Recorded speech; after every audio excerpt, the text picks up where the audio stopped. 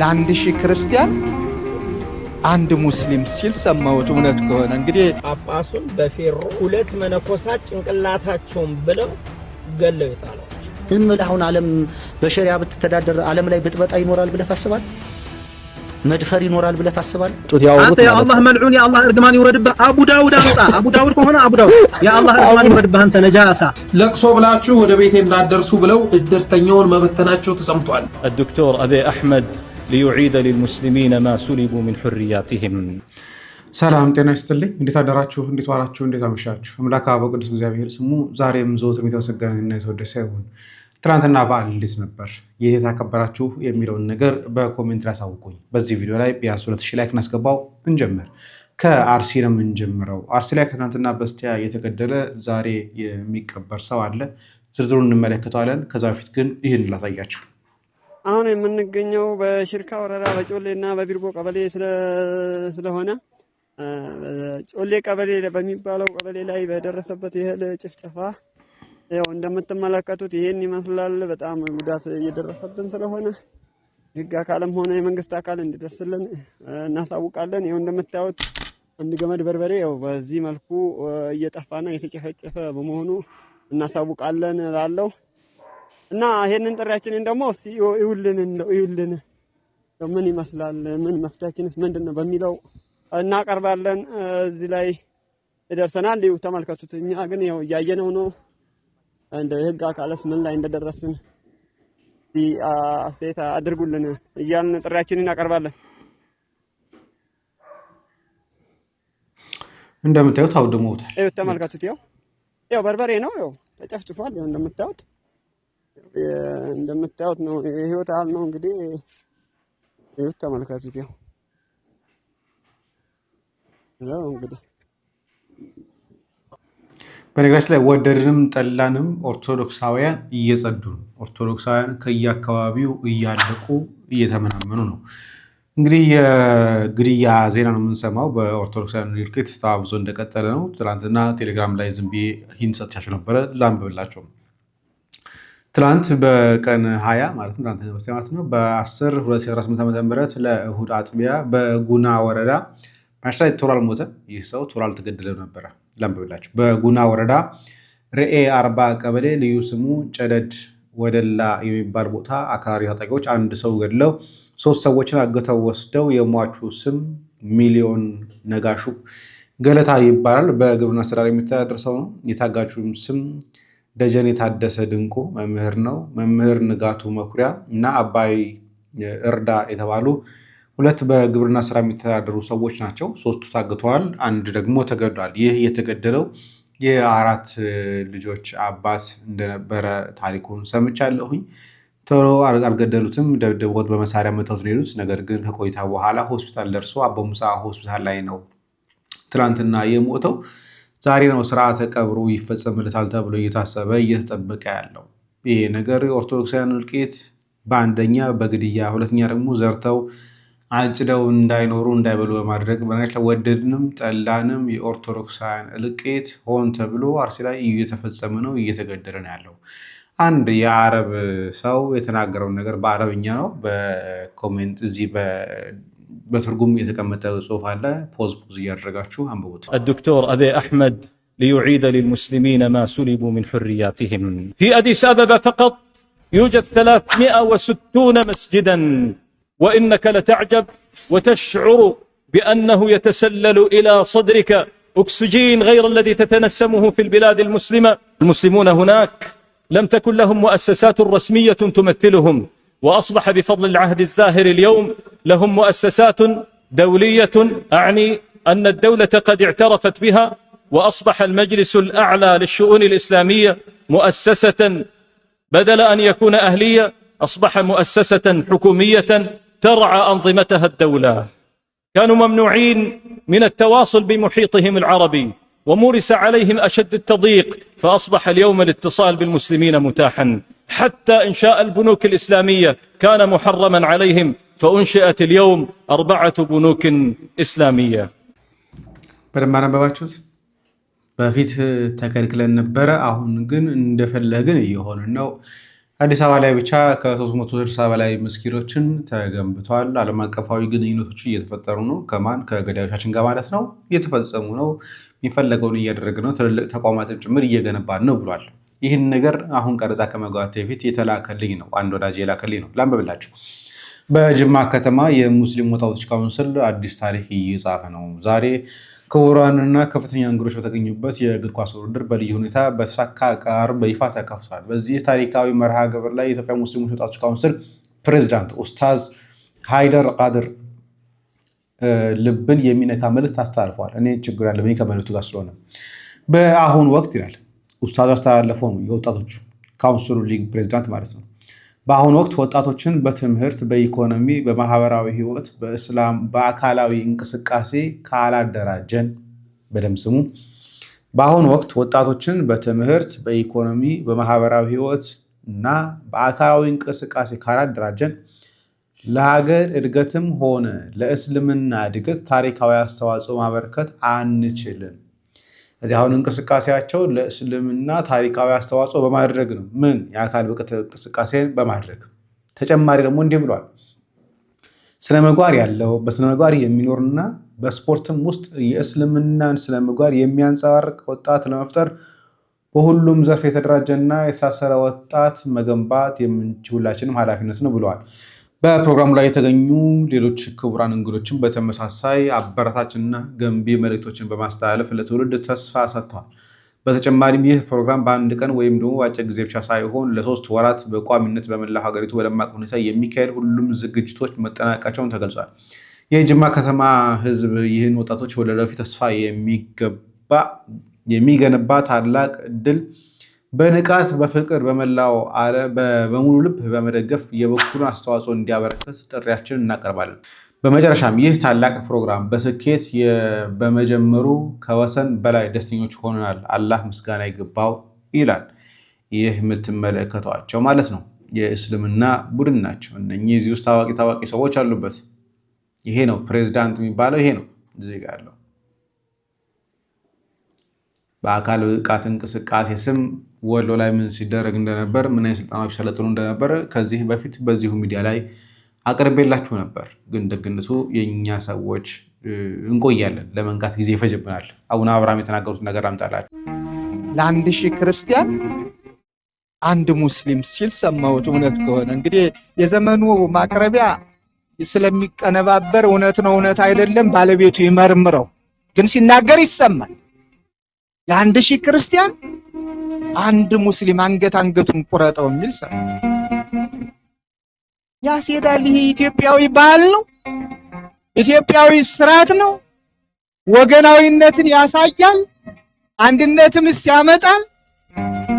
ግዴላችሁም ይሄ ከባይዳን የወረሳችሁትን አላስፈላጊ ኢትዮጵያዊ ባህልና ስርዓት ወገናዊ ፍቅር የተለየውን ጥላቻና ደም ማፍሰስ እርሱት እንላለን። እንደ ኢትዮጵያ ኦርቶዶክስ ተዋሕዶ ቤተክርስቲያን እርሱት። ይልቁንም ከኢትዮጵያ ኦርቶዶክስ ተዋሕዶ ቤተክርስቲያን ተማሩ። ውለታዋንም ለመመለስ ገና አልጀመራችሁም። ይልቁንም ውለታዋን መልሱ። ዓለም እናንተን ስታሳድዳችሁ፣ እናንተን መዋያ ማደሪያ ማምለኪያ ስታሳጣችሁ እጆቿን ዘርግታ የተቀበለች የወደዳችሁትን አምልኩ ብላ ቦታ የሰጠች የኢትዮጵያ ቤተክርስቲያን ናት። ስለዚህ ለዚች እናት ቤተክርስቲያን አንገትሽን እንበልሽ የሚለው አንገቷን ቁረጥ የሚለው መልካም አይደለም፣ መልካም አይደለም። ተዛዝነን እንኖር፣ ተፋቅረን እንኖር፣ እንደ አባቶቻችን ተረራርተን እንኖር። ግፍ የሚፈጥረው ነገር መልካም አይደለም። እንደ ዓለም እኮ ጠባይ ቢሆን አንድን ዘር አንድን ሀገር ከምድረ ገጽ ለማጥፋት ብዙ የተደረገባቸው ሀገሮች እኮ አሉ። ብዙ ግፍ የተፈጸመባቸው እገሌ ማለት ሳያስፈልግ ታሪኩን አጥኑ። ታዲያ እግዚአብሔር ያከበረውን ማን ያዋርደዋል? እግዚአብሔር የፈጠረውንና የተከለውን ማን ይነቅለዋል? ማንስ ይገድለዋል? እግዚአብሔር እኮ ፊቱን ሲያዞር በአመፀኞች በትንሽ ነገር ነው ሁሉን ነገር እንዳልነበረ የሚያደርገው። በትንሽ ነገር በተናቁ በኃያላንም አይደለም ሰው የሰሙት ነገር ትክክል ነው። አንድ ሙስሊም 1000 ኦርቶዶክሶችን እንዲገድሉ ሀሳብ ሰጡ የነበሩ ሰዎች ቲክቶክ ላይ ነበሩ። ቪዲዮንም ከዚህ በፊት አቀርበነዋል። እዚህ ላይ ሚዲያ የተቀነባበረ ቪዲዮ አይደለም። አሁንም ግን እንደዚህ ብለው እየነገሩን እየተደራጁ እየታጠቁ እየሰለጠኑ እየመጡ አሁንም ቢሆን እኛ ያለንበት ሁኔታ ላይ ታሪክ መናገርን እንጂ ወደፊት ሊመጣብን ያለውን ነገር አስበን አቅደን ተነጋግረን መከላከል ላይ አይደለም እየሰራን ያለነው። የሚያሳዝነው ነገር እሱ ነው። በአባ መቃርስ ገዳም ውስጥ ነው ጳጳሱን በፌሮ 2 መነኮሳት ጭንቅላታቸውን ብለው ገለው የጣሏቸው። ኢሳያስ አልመቃሪና ፊላታውስ አልመቃሪ ይባላል። የዚህ ግድያ በ2018 እንደ ፈረንጅ አቆጣጠር የዛሬ 8 ዓመት ማለት ነው ሐምሌ 29 ቀን ነው ወንጀሉ የተፈጸመው። ያው የዓለም ሚዲያ ዘግቦታል። መነሻው ምን ነበረ? አልመስኪን የሚባል አንድ መነኩሴ አሉ በገዳም የሚኖሩ የጠበቀ ገዳማዊ ህይወት የሚኖሩና በብፁዕ ቅዱስ አቡነ ሽኖዳ መካከል በነበረ ያመለካከት ልዩነት ደጋፊዎች እዛና እዚህ ሆነው በሚያደርጉት ሶሻል ሚዲያ ውርውር ስድድብ የተነሳ ነበር። በተለይ በፖፕ ቴዎድሮስ ከካቶሊክ ጋር የባፕቲዝም ውል በመፈረማቸው የአባ ሽኖዳ ደጋፊዎች ይህን በጣም ይቃወሙ ነበር። እኚህ የተገደሉት መነኩሴ ጳጳስ ደግሞ የአባ ቴዎድሮስ የቅርብ ሰው ተብለው ይገመቱ ስለነበር የሶሻል ሚዲያው ንረት እስከ መገዳደል ጉዳዩን አደረሰ። ስለዚህ የኮፕት ቤተክርስቲያን ምን አደረገች? በቀጥታ እነዛን ሰዎች ክህነት ገፈፈችና በመደበኛ ፍርድ ቤት ጉዳዩ እንዲታይ አደረገች።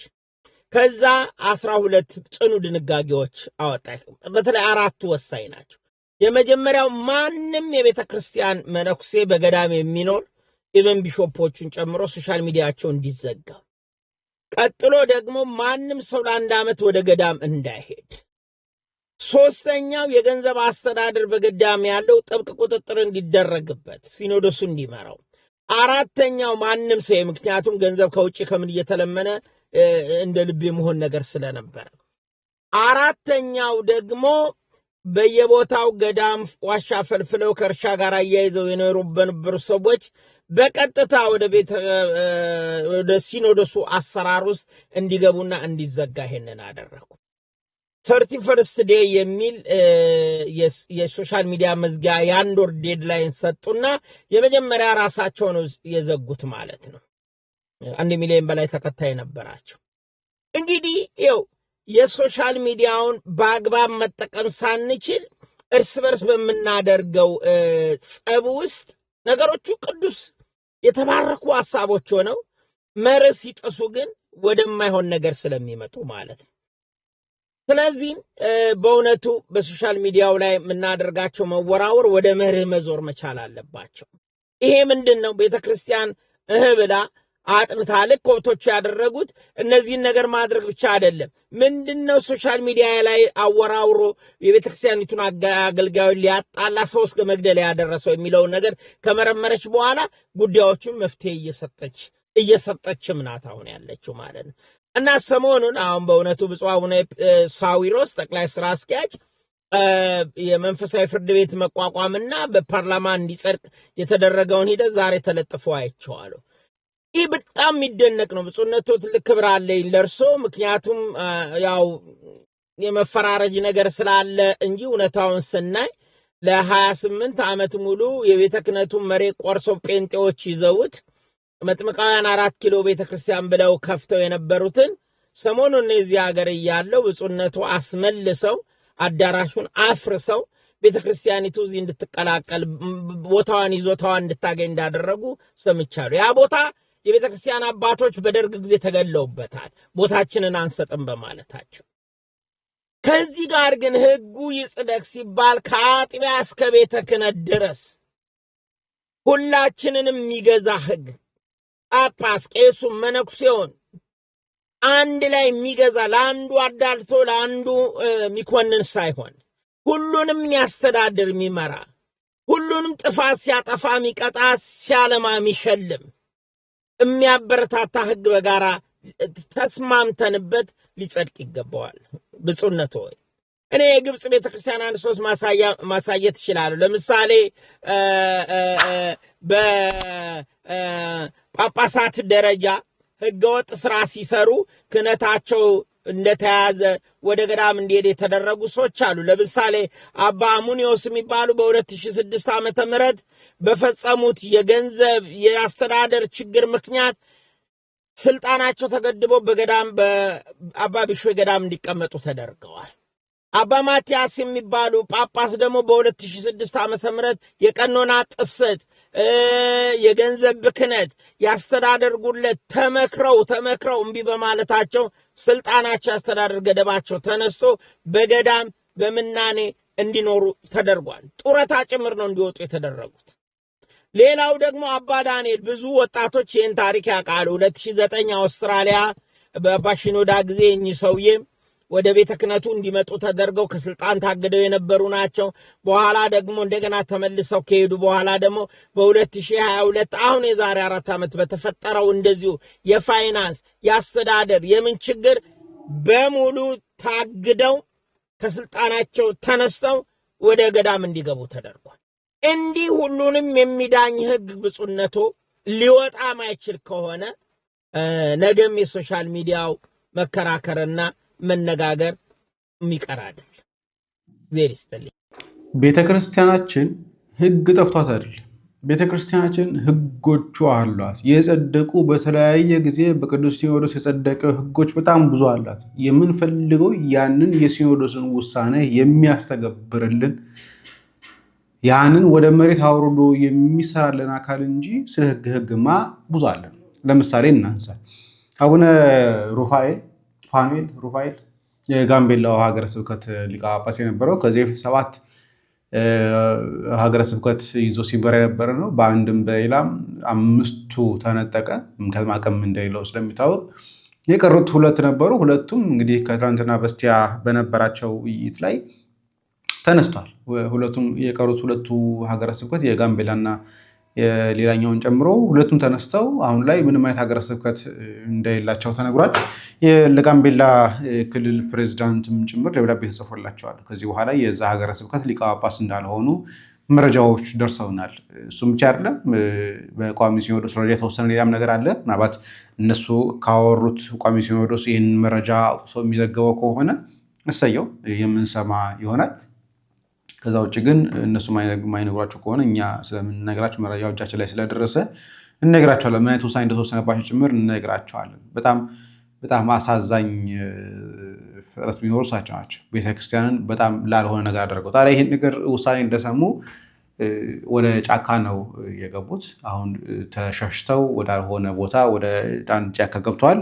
የጋምቤላዋን ፕሬዚዳንትም ጭምር ይህን ነገር እየተከታተለችው እንደሆነ ሰምተናል። ለማንኛውም አዲስ መረጃ ካለ እናጋራቸዋለን። ባለፈው አንድ መረጃ ጋራቻችሁ ነበር ከሱ ጋር ተያዘን። ከድሬዳዋ አንድ አስገራሚ ዜና ተሰምቷል። ይሄ ዜና ምን የሚል ነው? ከዚህ ጋር በተገናኘ ከኮሎኔሉ ጋር በተገናኘ ማለት ነው። የኮሎኔል አበራ ባለቤት አስገድዶ የደፈራቸውን ህፃናትና ሴቶች ፎቶ በማህበራዊ ሚዲያ ከተመለከተች በኋላ ፋኖ በፍትሃዊ ፍርድ ገላገለኝ፣ ለቅሶ ብላችሁ ወደ ቤቴ እንዳደርሱ ብለው እድርተኛውን መበተናቸው ተሰምቷል። በጣም አስገራሚ ዜና ነው። ለዘመቻ በሚል ምክንያት ለስራ በሚል ምክንያት ወደ አማራ ክልል ያመራ ባለቤቷ በህፃናትና በሴቶች ላይ ሲፈጽመው የነበረውን ነውር የተመለከተች ባለቤቱ ማለት ነው ለቅሶ የሚባል እንዳደርሱ በማለት እድርተኛውን መበተኗ ተሰምቷል። ይሄ ቀን ፍትህ ያገኘሁበት እንጂ የተጎዳሁበት ስላልሆነ ለቅሶ ብላችሁ እቤቴ እንዳትመጡ በማለት እድርተኛውን መበተኗ ተሰምቷል። በተረፈ ከሞባይሉ ጋር ተያይዞ የተገኙት ሜሴጆች አስገራሚዎች መሆናቸውን ሰምተናል። ከፍ ካለ 30 ሺህ ብር፣ ዝቅ ካለ 20 ሺህ ብር የሚከፈለው ደሞዝ የሚከፈለው ኮሎኔል የባንክ ትራንዛክሽን ግን በሚሊዮን የሚቆጠር ከአንድ አካውንት ወደ አንድ አካውንት ሲልክ እንደነበር የሚያሳዩ መረጃዎች ጭምር መገኘታቸውን ሰምተናል። ሌላው በመቄት ቁራበሳ ሰኔ 20 በተደረገ ውጊያ 42 የብርሃኑ ጁላ ታጣቂ ሲካተም 37 ቁስለኛ መደረጉን የጠረስ ምንጮች ገልጸዋል። በርካታ ትጥቅም የተገኘባቸው ሆነዋል። ምንም እንኳን አገዛዙ የፋኖ መሪን ጨምሮ ደመሰስኩ የሚል ፕሮፓጋንዳ ለመንዛት ቢሞክርም የጦር ቤዝ ተቆጣጠርኩ የሚል ፕሮፓጋንዳ ለመንዛት ቢሞክርም እየተከሰተ ያለው ግን ከዛ በተገላቢጦሽ መሆኑን የሚገልጽ ነው። በ3 ሳምንት ዘመቻ ከ450 በላይ ጦር እንዲከዳት ተደርጓል። ከዚህ በፊት በየተራራው በየሸለቆ ሲንከራተት ነበር ያሉትን ፋኖ ዛሬ ባለ ጦር ቤዝ አድርገውታል። ቤዝ እንዳለው እየገለጹ ይገኛሉ። በየቦታው የሚንቀሳቀስ የሚከትምበት የሚቀመጥበት ቤዝ የሌለው ተንቀሳቃሽ ኃይል ሆኗል። ተበታትኖ የሚሮጥ ኃይል አድርገነዋል ሲባል እንዳልነበር ሁሉ ዋነኛ ቤዙን ተቆጣጠር ነው የሚል ፕሮፓጋንዳ ሲነዛ ተሰምቷል። አባቴ እንደዚህ አይነት ነገር የሚታሰብ አይደለም። የ3 ወር ለብ ስልጠና በተሰጠው ሰራዊት የፋኖን የጦር ቤዝ ልታስለቀቅ አትችልም። ለዛውም የምኒልክን እዝ ወሎ እንግዲህ ከሰሜን ወሎ ጋር ሲወዳደር አነስ ያለ የፋኖ እንቅስቃሴ የሚደረግበት ነው። እዛ የሄደው ሰራዊት እንኳን ረግፎ ነው የቀረው። እንኳን ምኒልካውያንን ሊያስለቀቅ ይቅርና የድሮኑ ጉዳይ ልባስ ስላልተገኘለት እንጂ ምኒልካውያን በፈለጉ ጊዜ ወልዲያ ደሴ መግባት እንደሚችሉ በአባናዶ ዘመቻ ማሳየት ችሏል።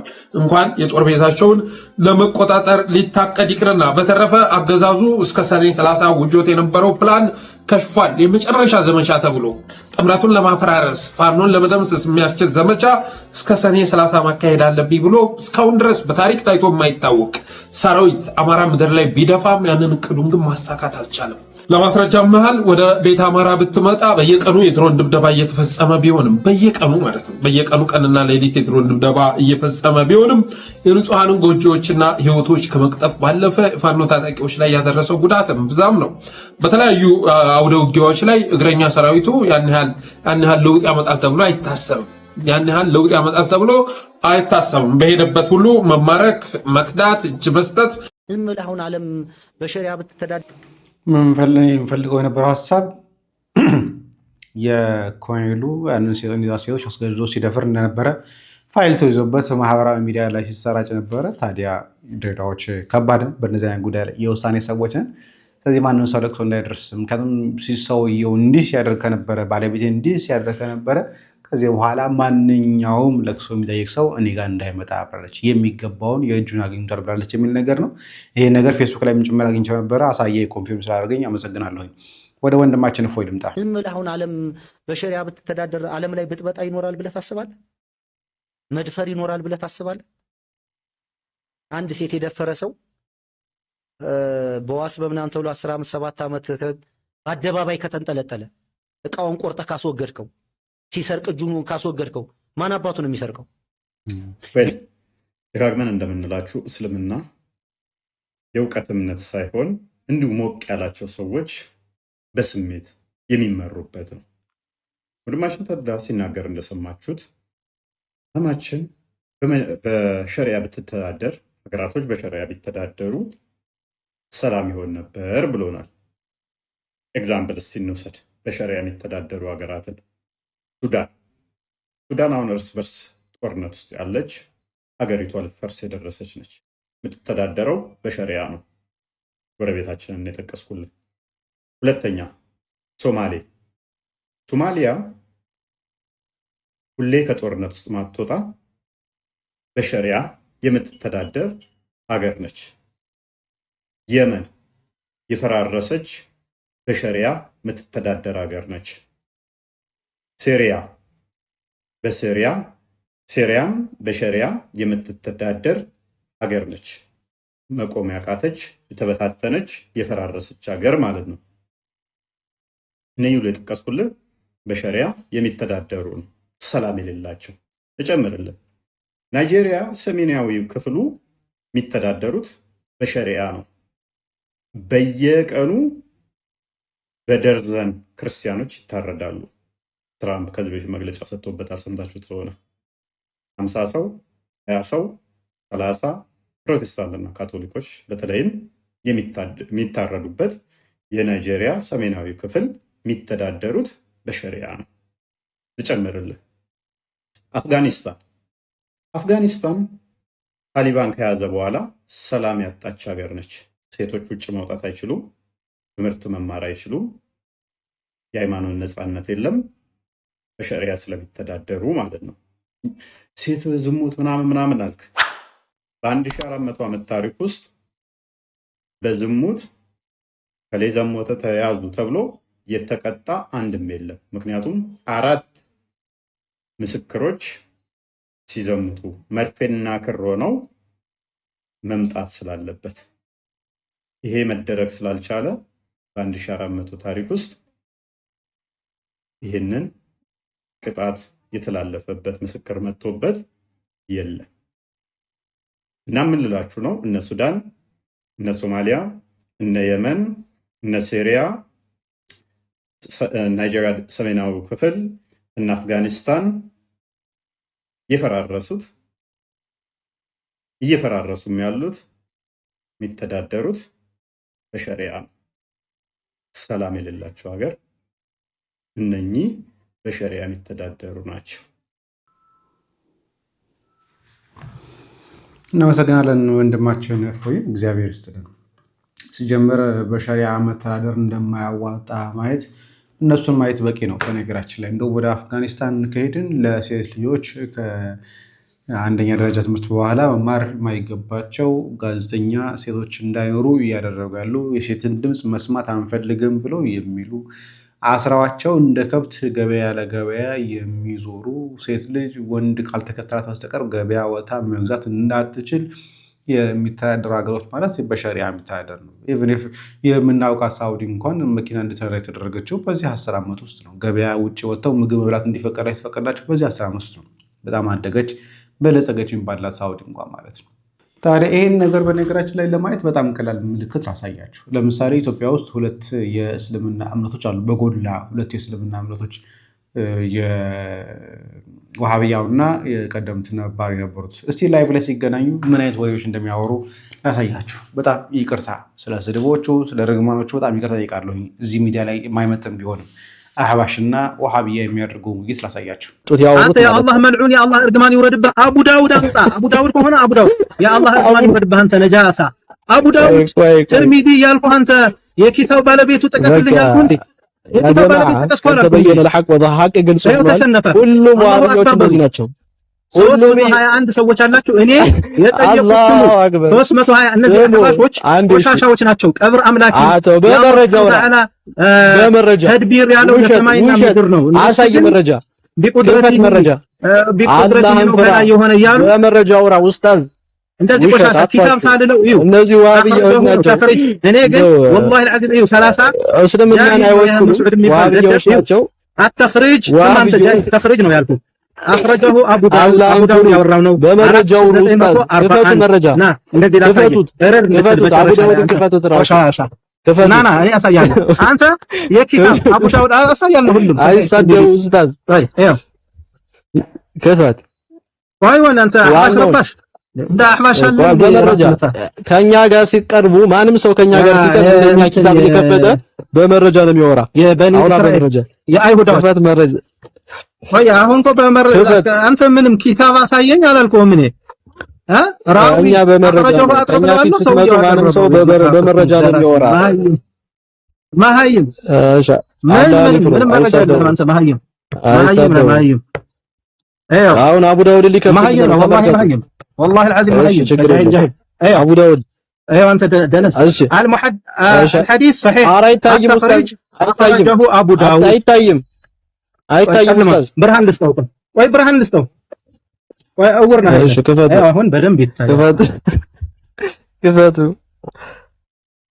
ወይ እነዚህ ሰዎች እስልምና ነው ማወቅ ያለባቸው። አብያ እስልምና ነው ያለው። አንተ ሰውየው ታቀርበዋለህ። ዋብያ እስልምና ነው አይወክልም። ኑ በመረጃ ያገው ቀብር አምላኪ ልብ ያለው ገኛ ጋር በመረጃ ያወራ። ቀጥል ክፈት መረጃ ይኸው المحدث صحيح التخريج اخرجه ابو داود من يتايا وقل سيرش ارغو يامطو اخرجه ابو داود وقل سيرش ارغو يامطو ابو داود ይሄ የት ነው አቡ ዳውድ አንተ አቡ ዳውድ የራሳቸው ኪታብ ላይ ነው 441 ይገኛል። እስኪ አጣሽ ኡስታዝ አሳዩና ትርሚዚ ያየው ኪታቡን አሳዩና ትርሚዚ ኪታቡን አሳዩና መጀመሪያ 1924 እዚህ ይችላል አይደለም ኪታቡን ያሳዩና እንደኔ ይሄው ወአህመድ አይዋ እዚህ ጋር ታገኘዋለህ ኪታቡን ያሳዩደረደርኩልህ መሃይም ጭቃ ስለዚህ አንተ ጃሂል በቃ ትርሚዚ ላይ ወግል ላይ ሰርታ አልባያም ኡስታዝ ገብቷል አላህን ይፍሩ ኪታቡን ክፈቱና ያሳዩ መረጃ ክፈቱ አይገባህም አንተ ደንቆሮ ስለሆንክ አንተ የኪታቡ ባለቤት ሳልልህ ክፈቱት አይደብቁት ኡስታዝ እኔ ያልኩ የኪታቡ ባለቤት አልኩህ ምን የኪታቡ ባለቤት ምን ይላል ሐዲስ ሱነን አቡ ዳውድ ላይ ከሆነ የከፈታችሁት እነዚህ ሰዎች ሱነን አቡ ዳውድ ከሆነ ክፈቱ እንዲሆን ቁጥር ኮድ ሰጠኸው አላህን ፍሩ ክፈቱት አይደብቁት መቼ አንተ ተፈረጃ መጣ አንተ ሐዲስን ያወራው መጣህልኝ እንዴ ክፈቱት ማን ሐዲስን ያወራው ማን ሐዲስን ያወራው ባንተ አንተ ነው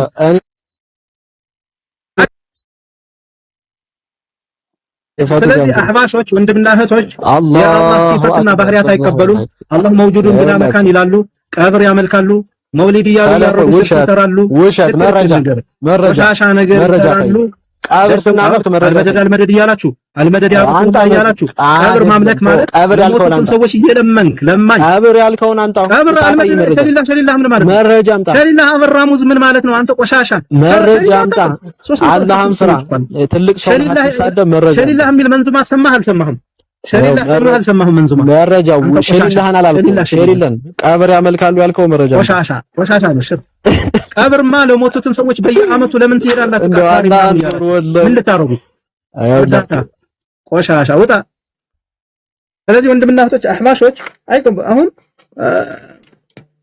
አላ ወርተፈዐ የሚል የኢብኑ ጀሪር መጣና አናቱ ላይ ወጣ አላ ወርተፈዐ ማለት ከአላህ Subhanahu Wa Ta'ala ከላይ ሆነ ወደበረሁን የሚል ደግሞ ደበረሁን ማለት አስተናበራቸው ማለት ነው አይደል خلقهن አስተናበራቸው ፈጠራቸው ስለዚህ አላህ Subhanahu Wa Ta'ala ግን ثم استوى على العرش ማለት አላ ወርተፈዐ አላ ብሎ ደግሞ ዝም አላለም ወርተፈዐ አይመልስም ምድረ ጃሂሎች ናቸው አህባሾች ይሄውን ጸጥ ብለዋል ምንም ተخرج ሐዲሱን አምጣ ሲባል ሰነዱን የሰውየው እዚህ ነው ይሄ ተወለዱ ይሄ ማን አለው ይሄ አልተጠየቅም ኪታቡ አይታችሁታል ስለዚህ ታነኝ ሰዎች ተመለሱ ይመጡና እስልምና እኮ አንድ ነው እስልምናን ልዩነት የለውም ያሉ በአንድ ቋት ውስጥ በአንድ ላይቭ ላይ ሁለት ሆነው ሌላ ሰው እንኳን ሲያጋባቸው ሁለት ሆነው እንኳን መነጋገር መግባባት የማይችሉ ሰዎች ተመልሰው እኛ ሙስሊሞች እኮ አንድ ነው ይላሉ በነገራችን ላይ እነኚህ ሰዎች ሌላ ትናንትና ወደ አንድ